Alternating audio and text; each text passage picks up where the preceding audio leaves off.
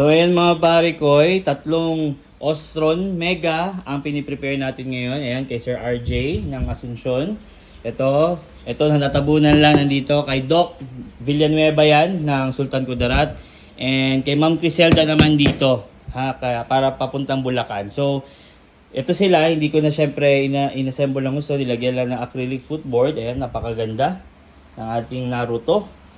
Ayan, so going to Asuncion to. Tagum kay Sir RJ. Yeah, let's roll out. Double to Manila, let's ride out. Vintoy's electric scooter, let's go. Pagod ka na ba sa traffic araw-araw? Mainit sa daan, puro busina at alikabok.